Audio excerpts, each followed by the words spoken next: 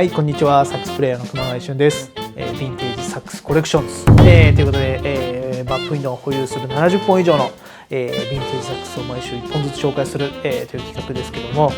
今週もですね、また新しいヴィンテージサックスをお届けしていきたいなと思います。では行ってみましょう。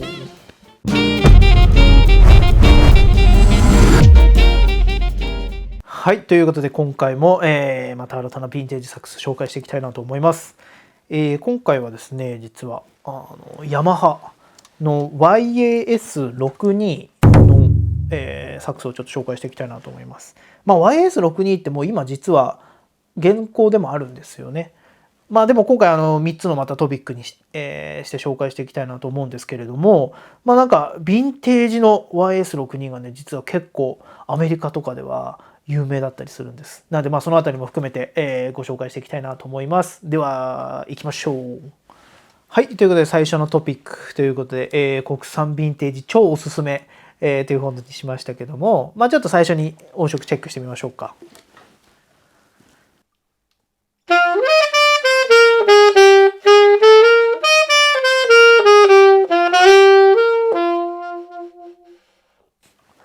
もうね、なんかね、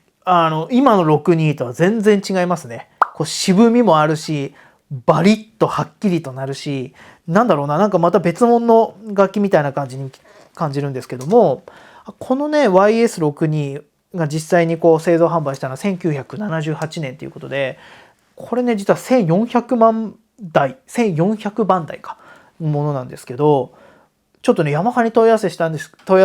けど、年代はちょっと分かんないっていうことで、でも1400だから1978年くらいかななんて思ってるんですけど、その頃ってやっぱジャズもね盛んな時期でもあったりして、なんかねこう国産ヴィンテージってあんまりこうやっぱセルマーとかと比べると日の目を浴びないんですけど、すごいね値段の割にもすごくいいんですよ。でまさにこのヤマハのヴィンテージになってくると、普通ねセルマーとかのアメセルになると100万とか超えるけど、これなんか20万とか30万くらいの間で買える超おすすめで、しかもすごいいい音が鳴る、いい YS62 いい楽器ですね。はい、ということで、次のトピック、ロゴがプリントして、あり、そしてアメセルにも似ているという、ことですけども、これねなんか珍しいんですけど、彫刻じゃなくてここはねプリント、紫のねプリントがされてるんですよ。だから多分ちょっとしたことでちょっとこう傷入れば取れちゃうような感じなんですけれども、特にねこれはもちろんヤマハの面白いところというか特性なんですけど、なんかねこう触った感じとか、またこういうねちょっとしたこういう動輪っていうか特徴とかもね、なんかねアメセルにやっぱ似てるところが僕はあるなと、これは試験的ですけど思います。でサウンドもねやっぱりこうちょっと太いバリッとしたサウンドっていうのもあるので、何かそういったセルマーとか他の楽器メーカーからのこう影響っていうのは受けてできたものなんじゃないかななんて僕は思ってます。なんでねぜひ YS62 アメリカではすごく有名というか、ヴィンテージサックスプレイヤー、ヴィンテージジャズサックスプレイヤーもね使ったりするいい楽器なんで、ぜひね見つけたら吹いてみてもらえたらなって思いますね。はい、そして最後のトピック、現行の楽器との違いということで、まさにね面白いのはヤマハってここのね J ガードっていうんですけど、これがね長いんですよ。でだんだんこう今の6になるとここが多分切れてるのかな。でこの時代ならではのこのつながりなんですけど、なんかねこれがね一つ面白い特徴にはなってますね。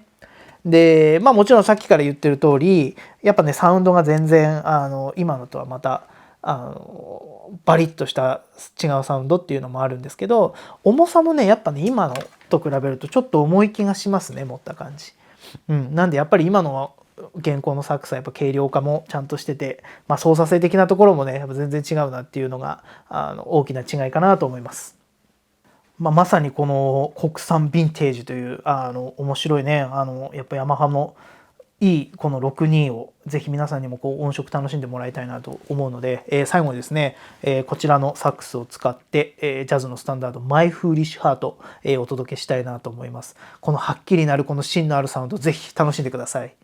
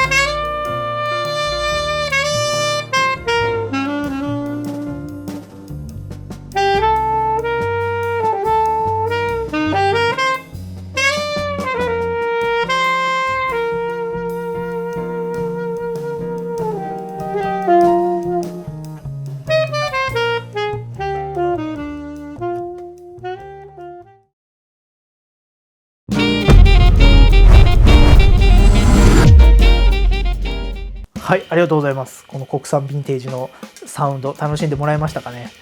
これからもねいろいろ国産もちょっと時々紹介していきたいなと思ってます。ということで、この動画が良ければグッドボタン、そしてチャンネル登録もぜひよろしくお願いします。また質問やなんかこういったのやってほしいみたいなリクエストがあれば、ぜひねコメント欄にも載っけてもらえたらなと思います。